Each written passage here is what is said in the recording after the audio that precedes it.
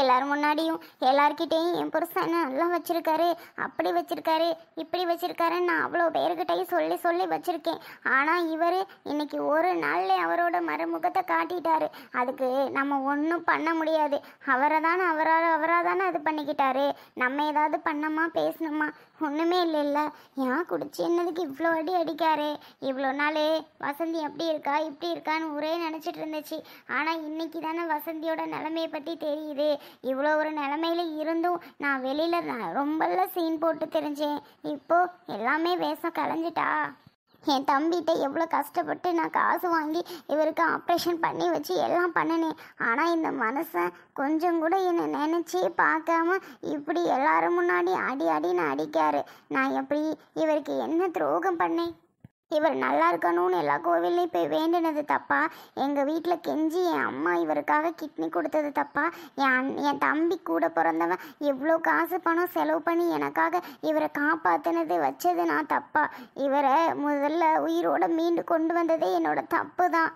கொஞ்சம் கூட என்னை நினைக்கவே மாட்டாரு. இல்லை, இவ்வளோ தூரம் கெட்டவராக இருந்தும் குடிச்சிட்டு இருந்தும் சரின்னு நான் நினச்சிட்டு இருந்தேன். யார்கிட்டையும் இவர் இப்படிப்பட்ட பழக்கம் இருக்குன்னு தெரியாமலே இவ்வளோ நாள் இருந்துச்சு.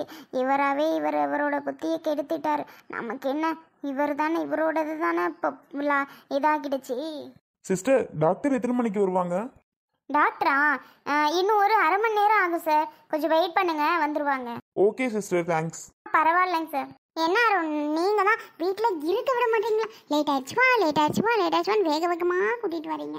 ஷோ, வீட்டில் கொஞ்சம் நேரம் ரெஸ்ட் எடுத்துட்டாவது வந்திருக்கலாம். இங்கே வந்து உக்காந்தே இருக்கணும். கடுப்பாக இருக்குமே. இன்னும் அரை மணி நேரம்னா நம்ம டோக்கன் எத்தனை? அஞ்சு பேர் பார்த்ததுக்கப்புறம் தான் நாமளே பார்க்க வேண்டியது இருக்குது. டாக்டர் கொஞ்சம் சீக்கிரம் வந்துருவாங்கன்னு நான் நினச்சேன் சோனி. இவ்வளோ லேட் ஆகும்னு எனக்கு என்ன தெரியும் சொல்லு. சரி, சீக்கிரம் வந்துருவாங்க, டக்குன்னு பார்த்துட்டு ஆஃபீஸ் போகலான்னு பார்த்தேன். இன்னைக்கு என்ன லீவ் போடுற மாதிரி தான் ஆகும் போல். எப்பவும் 11 மணி தான் ஆகும் அவங்க வர்றதுக்கே. ஆமாம், நீங்கள் சீக்கிரம் வருவீங்கன்னு இன்றைக்கி மட்டும் எப்படி நினச்சிங்க? நம்ம ஆக்சுவல் டைமே 11 மணிக்கு மேலே தான் வருவோம். இன்றைக்கி தான் பறந்துட்டீங்க. நீ என்ன சொன்ன? மார்னிங் எழுந்ததுலேருந்து ஒரு மாதிரி மயக்கமாக இருக்கு அருண், ஏதோ ஒரு மாதிரியே சிக்னஸாக இருக்குன்னு சொல்லிகிட்டே இருந்தேன். சரி, ஓகே, ஆளுக்கு என்னமோ போல் இருக்கு போல். சரி, நம்ம டாக்டர்கிட்ட கூட்டிகிட்டு போயிடுவோம். இன்னைக்கு செக்கப்புக்கு வேற சொல்லியிருந்தாங்க. சரி, ஒரு தான் கூட்டிகிட்டு போகலாம், சீக்கிரம் போகலாமே அப்படின்னு சொல்லி தான் நான் நினச்சேன். ஆனால் இவ்வளோ லேட் ஆகும்னு எனக்கு மட்டும் என்ன தெரியும்? சொன்னேன்னா அதுக்காக இவ்வளோ சீக்கிரமாக கூட்டிகிட்டு வருவாங்க. சரி, ஊருக்கு வந்ததுலேருந்து உங்கள் அக்கா கால் பண்ணாங்களா? யாரு? சத்யாவா? அவள் என்னைக்குப்பா ஃபோன் பண்ணியிருக்கா? நாமளா கால் பண்ணால் ரொம்ப பிகு பண்ணுவா. நானும் பண்ணல. எப்பவுமே சண்டை போட்டால் நான் தான் மறுநாளே கூப்பிடுவேன். அப்புறம் என்னடி அப்படின்னு பார்த்து இப்படியே பேசுவா. இப்போது 2 days ஆச்சு, பேசவே இல்லை. பார்க்கலாம் என்னைக்கு கால் பண்ணுறா அப்படின்னுட்டு. பாரா, நீ பேசவே பேசாத சோனி, சொல்லிட்டேன். எவ்வளோ ஓவராக பேசுது. நீ என்ன யாருக்காக சொன்ன? அவங்களுக்கும் தம்பி தான், உனக்கும் தம்பி தான். தம்பிக்கு கொடுன்னு சொன்னது ஒரு தப்பா? அதுக்காக எவ்வளோ சண்டை. என்ன, என் மச்சான் வந்தது என் கூட சண்டை போடுவானா? அவங்க வீட்டுக்கார் வரட்டும் அவ்வளோ இது பண்ணுது உங்கள் அக்கா. இன்னும் வரைக்கும் அர்ஜுன் ஃபோன் பண்ணி என்னடா அப்படி பிரச்சனையாமலன்னு கேட்கவே இல்லை. ஏன் கேட்கல? ஏன் வந்தது சொல்லி என்கிட்ட கேட்க சொல்ல வேண்டியதுதானே சத்யா? அவளே ஒரு டம்மி பீஸு. இப்படித்தான் ஓவரா சீன் போட்டுட்டே இருப்பா. இதெல்லாம் நம்ம கண்டுட்டா ஒன்றும் பண்ண முடியாதுப்பா. எனக்கும் எல்லாம் தெரிஞ்ச விஷயம்தான். அதனால தான் நான் பேசாமல் அமைதியாக விட்டுட்டேன். சார் சொல்லுங்க சார். டாக்டர் வந்துட்டாங்க. நீங்கள் எத்தனாவது டோக்கன்? நாங்கள் 5. ஓ, 5வது டோக்கனா? சரி, ஓகே. அங்கே போயிட்டு அந்த செகண்ட் ரூமில் போயிட்டு வெயிட் பண்ணிகிட்டு இருங்க. எல்லாரும் பார்த்ததுக்கப்புறம் 4 பேர் பார்த்ததுக்கப்புறம் நீங்கள் 5ஆவதாக பார்க்கலாம். ஓகே சிஸ்டர், ரொம்ப தேங்க்ஸ். பரவாயில்ல. என்ன ரூல் செய்வான்? அங்கே போயிட்டு உட்காரலாம். நமக்கு பின்னாடி எவ்வளோ பேர் இருக்காங்க. நம்ம ஃபர்ஸ்ட்ல நல்லவேல 5வது டோக்கன். மேடம், சீக்கிரம் வந்ததுனால தான் அதுவும் 5வது. லேட்டாக 11:30க்கு வந்துருந்தோன்னு வையி, லாஸ்ட்டாக உட்காந்து நான் ஈவினிங் தான் வீட்டுக்கு போகிற மாதிரி வரும். சரி வா. அதுவும் இன்னைக்கு எல்லா டெஸ்ட்டுமே எடுக்க சொல்லியிருக்காங்க வேற. அப்படியா? ஆமாம். இந்த ஹாஸ்பிட்டல் வர்றதுக்கு மட்டும் பிடிக்கவே மாட்டேங்குது. வந்து இந்த வெயிட் பண்ணிட்டு லைனில் உட்காந்துக்கிட்டு பார்த்துக்கிட்டு பிளட் டெஸ்ட் எடுத்துக்கிட்டு அந்த டெஸ்ட்டு இந்த டெஸ்ட்டு அந்த மாத்திரை இந்த மாத்திரை, ஷப்பா, இதுக்கெல்லாம் பார்த்தாலே கடுப்பாக இருக்கு. அதுக்காக மேடம் என்ன பண்ணலான் இருக்கீங்க? உங்களுக்குன்னு ஸ்பெஷலாக ஒரு ஹாஸ்பிட்டல் ஓப்பன் பண்ணிடுவோமா? என்ன பண்ணுறது, அதுக்கு ஒரு டாக்டர் மாப்பிள்ளையாக்கு பார்த்து கட்டியிருக்கணும். ஹலோ, நாங்கள் சாஃப்ட்வேர் இன்ஜினியர். நான் சொன்னது ஹாஸ்பிட்டல் கட்டுறதுக்கு டாக்டர் மாப்பிள்ளை பார்த்துருக்கணும்னு சொன்னேன்ப்பா. லூஸு, நீங்கள் நர்ஸாக இருக்கணுமே, நம்ம தான் ஒன்றுமே இல்லையே. சரி, இந்த பேச்சையத்தோட விட்டுலாம். வாங்க போயிட்டு உட்காருவோம். நீங்கள் ஃபஸ்ட்டு போங்க மேடம். ஏம்மா வசந்தி. அக்கா. எந்திரிம்மா, 2 வாய் சோறள்ளி போட்டு சாப்பிடுமா. வா. வேண்டாங்க்கா. ஏம்மா வா. கை கால் எதுவும் வலிக்குதாம்மா? ஆமாக்கா. சுடுதண்ணி எடுத்தாந்து ஒத்தரம் கொடுத்து விடவா? வேண்டாங்க்கா, பரவாயில்லக்கா. தைல எதுவும் தேய்ச்சி விடலாட்டி? நான் தேய்ச்சிருக்கேன்க்கா, பரவாயில்ல. நான் நல்லா குறைன்னு தேய்ச்சி விடவா? வேண்டாங்க்கா. என்ன டீ எதுக்கு எடுத்தாலும் வேண்டாம் வேண்டான்னு சொல்லிட்டு இருக்க. சரி வா, சோறு இங்கே போட்டா தாரேன். 2 வாய் அள்ளி தின்னுட்டு படுமா. மயக்கம் கறக்கமா இருக்கும்ல. சாப்பிடவே இல்லைல்ல நீ காலையிலேருந்து.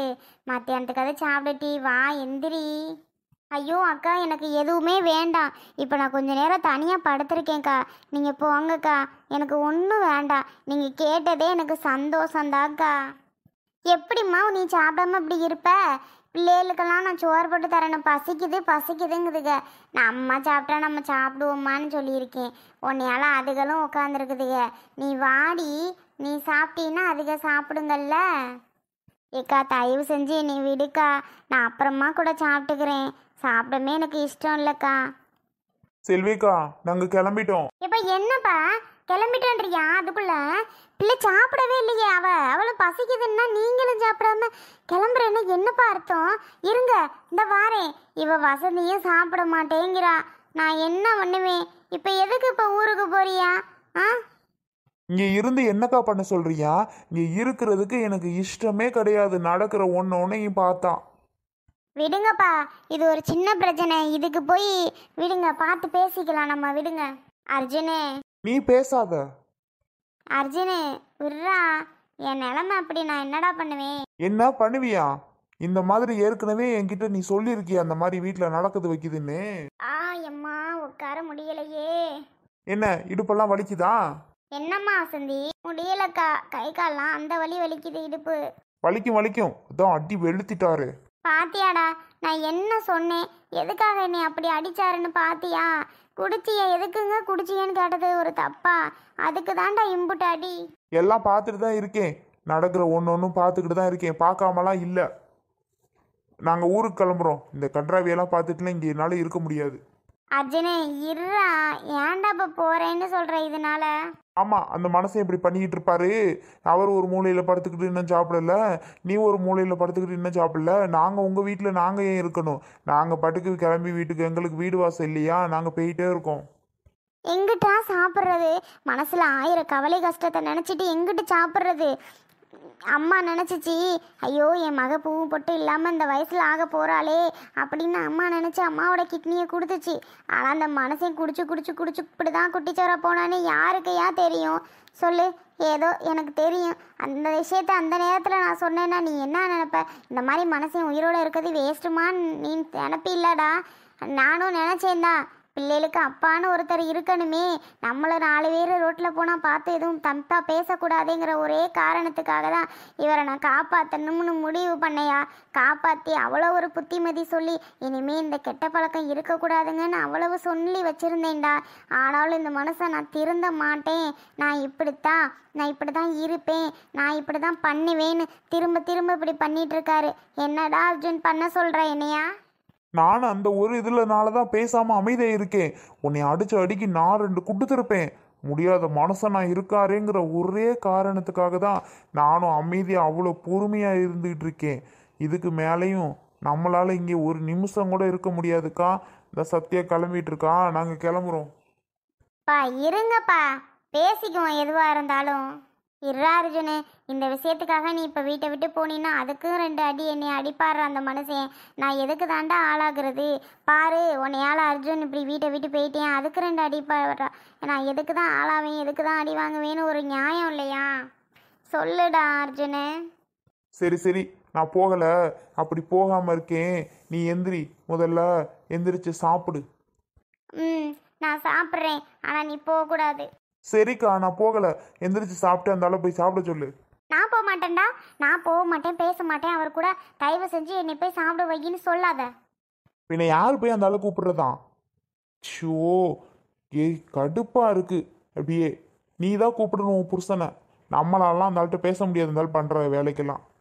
கொஞ்சம் கூட அவர் என்னை பாவனே நினைக்கல அர்ஜுன். நான் எப்படி அர்ஜுன் போய் பேசுவேன்? வசந்தி நீ முதல்ல வந்து சாப்பிட்டீன்னா உன் புருஷனை நான் சாப்பிட வைக்கிறேன். ம் சரிக்கா, நான் வரேன். சரி சரி எந்திரிச்சு வா. ஆ சரி அர்ஜுன். மேடம், என் ஒய்ஃபுக்கு வேற எந்த பிரச்சனையும் இல்லைல்ல? ஐயோ அர்ஜுன், ஏன்ப்பா அப்படி பயப்படுறீங்க? அதெல்லாம் உங்க ஒய்ஃபுக்கு எந்த பிரச்சனையுமே இல்லை. பிளட்டு தான்ப்பா கம்மியா இருக்கு. அதனால கொஞ்சம் உங்க ரிலேட்டிவ்லே, உங்களோட சொந்தத்துல அப்படின்னா உங்க கூட பிறந்தவங்க யாருக்காவது இதே பிளட் குரூப் இருந்துச்சு அப்படின்னா அந்த பிளட் குரூப் நம்ம ஏத்திட்டா பிரச்சனை இல்லை பாத்தீங்களா? வெளியில வாங்குறத விட. அதை தான் நானும் சொல்றேன் உங்ககிட்ட. உங்க ரிலேட்டிவ்லயே கொஞ்சம் விசாரிச்சு அந்த பிளட் குரூப் இன்னைக்கே ஏத்தி ஆகணும்ப்பா. பிளட் கம்மியா இருக்கு, பாத்துக்கோ. மேடம், எனக்கு பயம். ஏற்கனவே ஒரு குழந்தை இப்படி ஆயிருச்சு பார்த்தீங்களா? அதனால தான் மேடம் எனக்கு திரும்பவும் பயம். வேற மற்றபடி ஒன்றும் இல்லை. இப்போ பிளட்டு ஏற்றிட்டோம் அப்படின்னா ஒன்றும் பிரச்சனை இல்லைல்ல மேடம்? நீங்க பயப்படுற மாதிரி ஒன்றும் இல்லை அர்ஜுன். தயவு செஞ்சு பயப்படாதீங்க. பிளட்டுக்கு மட்டும் கொஞ்சம் இது பண்ணுங்க, சரிங்களா? Okay madam. கொஞ்சம் அங்கங்க விசாரிச்சு பிளட்டுக்கு ஏற்பாடு பண்ணுங்க. ஒரு பிரச்சனையும் இல்லை. இன்னைக்கே பிளட் ஏற்றிடலாம். சரிங்க மேடம். ஓகேப்பா. என்ன அருண் இப்படி சொல்லிட்டாங்க? என்ன அருண் இப்படி சொல்லிட்டாங்கன்னு என்கிட்ட கேட்டா நான் என்ன செய்யறது? ஒழுங்கா அதை சாப்பிடு இதை சாப்பிடுன்னு எனக்கு என்னான்னு இருக்குது, அது வேணாம் இது வேணான்னு. கடைசியில் பாரு. ஆமா, உன்னோட பிளட் குரூப் என்னது? ஏ பாசிட்டிவா? ஆமா. உங்க வீட்டில் யாருக்கும் ஏ பாசிட்டிவ் இருக்கா? உனக்கு என்னப்பா பிளட் குரூப்? எனக்கு பி. கேட்டு பார்க்கணும் அருண், யாருக்கு இருக்குன்னு தெரியல. சரி சரி கேளு. அம்மாக்கு கால் பண்ணவா? பண்ணி கேளு என்னன்னு. சீக்கிரம் கேளு. டாக்டர் இன்னைக்கே ஏற்ற சொல்லியிருக்காங்க. எது சொன்னாலும் காதில் வாங்கிக்கிறதே கிடையாது. இப்போ எனக்கு என்னன்னு வந்து முழிச்சுட்டு நிற்கிறது. சீக்கிரம் ஃபோன் பண்ணு உங்கள் அம்மாவுக்கு. ஃபோன் பண்ணி இது மாதிரி யாருக்கு இருக்குன்னு கேளு. திட்டாத அருண், பண்றேன் ஃபோனு. தயவு செஞ்சு திட்டாத. ஆமாம், நீ பண்ணுற வேலைக்கெல்லாம் திட்டாமல் கொஞ்சுவாங்க பாரு.